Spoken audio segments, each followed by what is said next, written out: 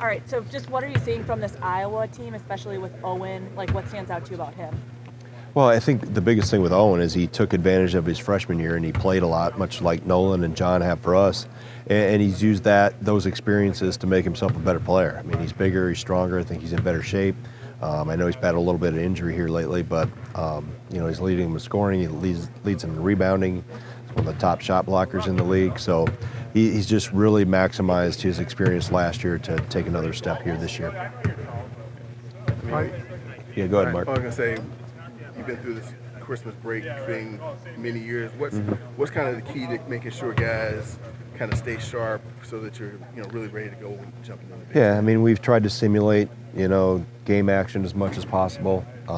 We took 4 days off and we came back for 3, and we made one of those days a game day, and then we took another day off and then 3 days in a row again, and we've done a lot of simulation type things, and you're not going to ever exactly replicate what a game is, but we've tried to, and specifically playing against Iowa because of the transition defensively that we're going to have to be really sharp at. We tried to simulate that as much as you can. Scout team hasn't taken the ball out in a week out of bounds. They've just grabbed it and gone with it. So it's still, in a perfect world, would you have loved to play a game in between? Yeah, but you're only allowed 31 games, so we had to choose a long time ago where we were going to take the break and the longer break. And the thing is, we're going to have to be really good in transition defensively because they put a lot of pressure on you that way. And having a first game back that requires that is obviously a challenge.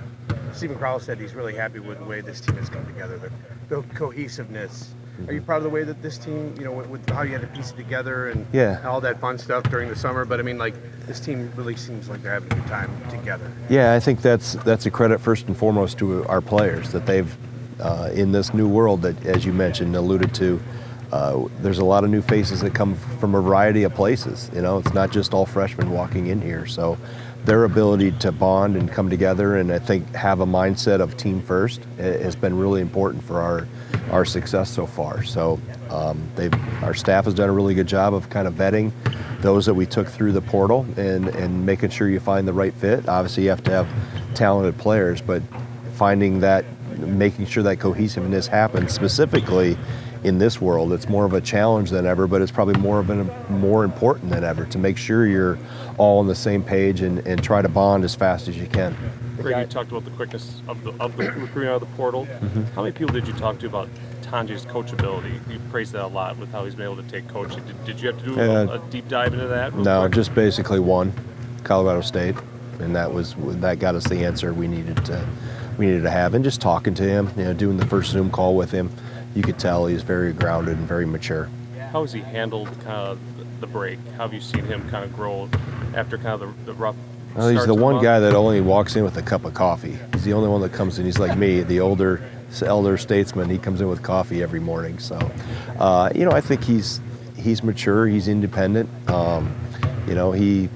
He obviously is older than everybody else, so he has his own routine. So, but when it comes time to do team stuff, and he's in here early, comes in and does individual shooting on his own. So he's done what he needs to do, and like I said, he's been very coachable, and he's been a really good teammate. You guys were talking about with the long break, they're just kind of sick of playing against each other. Practicing. Yeah. Are you seeing that kind of? Yeah, you could tell they came back. Specifically the last 3 days, they know now what's coming, what's in front of us, and for the next 3 months, we've got deep water in front of us with 18 really good league games coming at us. But they're excited to be back. They know where we're at, how good we can be, and now it's why you do this. You want to get to games. Practice is great, and I really try to make practice really super fun and put a lot of frosting on it and everything. But they know they want games. They want to play, and that's what we got. Fortunately, jumping back into it tomorrow night. You mentioned with John Blackwell that you can't forget what got him the minutes in the first place, rebounding, stuff like that. Right. What do you remember about kind of the early season, maybe like film session or whatever, that was kind of reintroduced to him? I don't know if it was a film session as much as it was just pointing out obvious things, playing harder, being more engaged all the time, and he's got a lot on his plate, so it's easy to,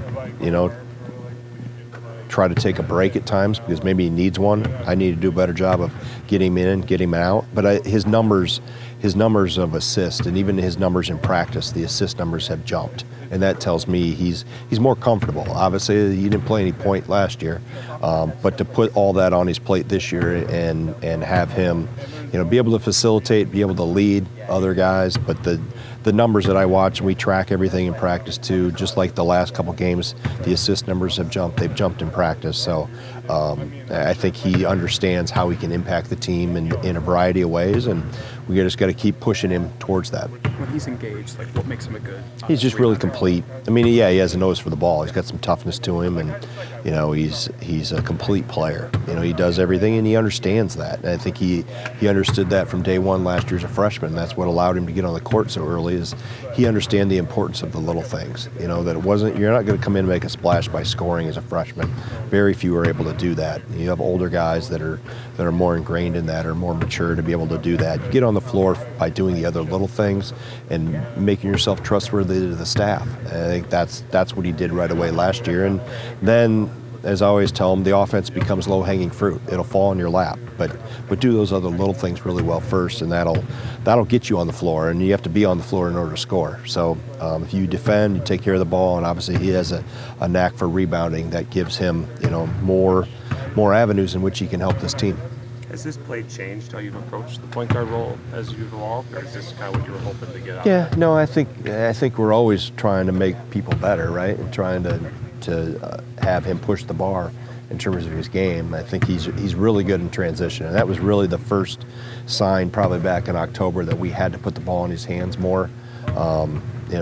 Actually in the close scrimmage against Northern Iowa, we really saw him in the second half take over with the ball in his hands, and that was kind of a telltale sign for us. We had thought about it as a staff. We talked about it. We experimented a little bit, but we had to stop dipping our toe in the water and really jump in with that and make a full commitment to him having the ball as much as we could. Max is, his assists are up. Assist turnover ratio is a lot better than last year. I guess I'm wondering what stands out to you in terms of his decision making and maybe what's kind of gone into those numbers being better. I think his game has improved in terms of understanding playing off 2 feet. Even though he doesn't do it consistently all the time, he's better with it, and that'll cut down on your turnovers right there.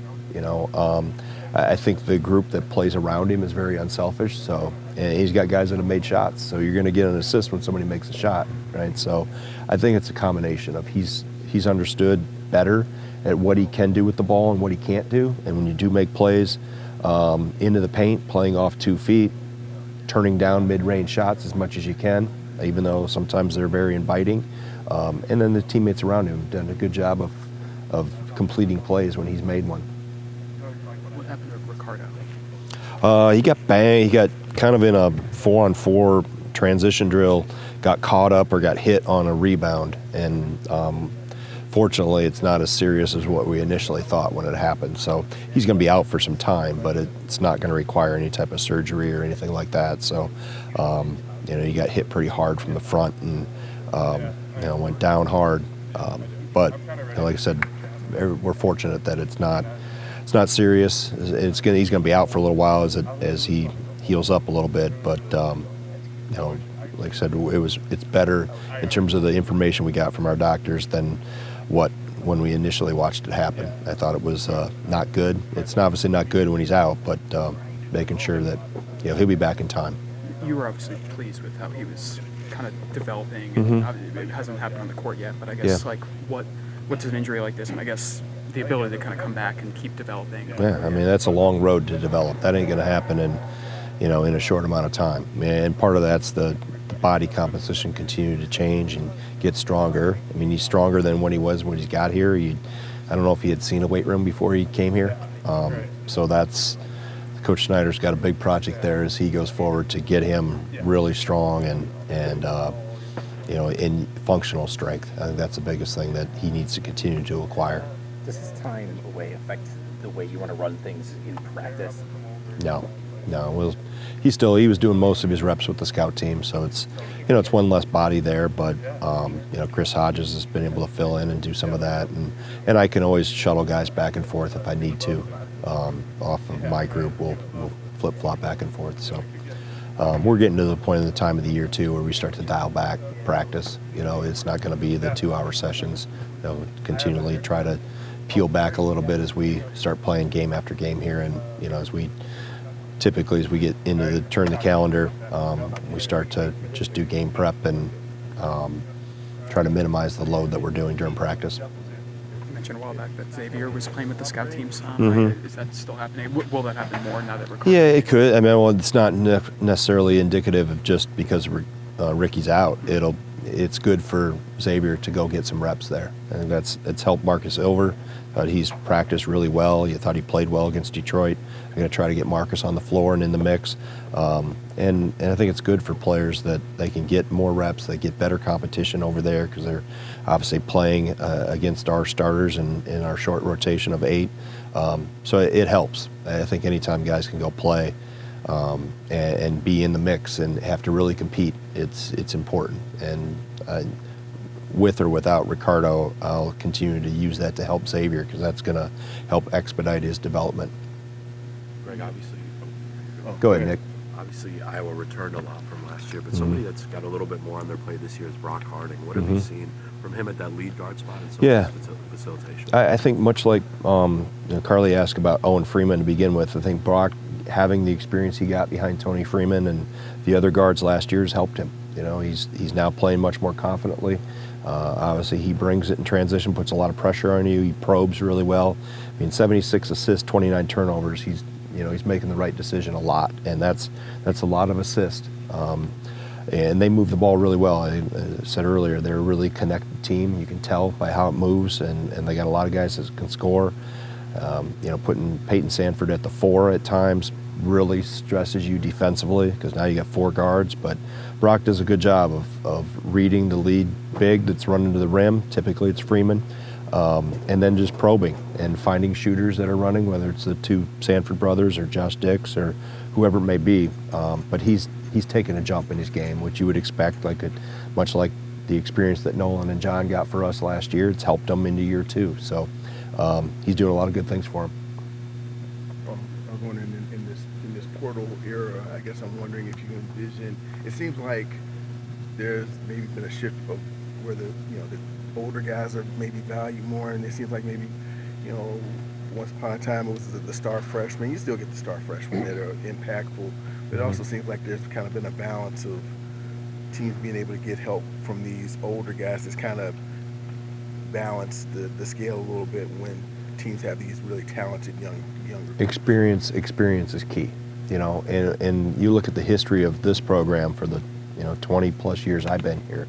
Our older teams and more mature teams have competed toe-to-toe with really talented individual players at other places that are maybe McDonald's All-Americans or whatever it may be. The experience is the level, that's the equalizer. So you see the same thing in the portal. That's, the old phrase of get old and stay old. We used to be able to redshirt guys and incubate them and, have them for 3, 4, 5, 6 years, whatever. Now it's changed. Philosophy is still the same. How you go about doing it is a little bit different. So you acquire more of your experience through the portal, and you have guys that have gone and played in other places and incubated, so to speak, matured, developed, and have come in with some game experience.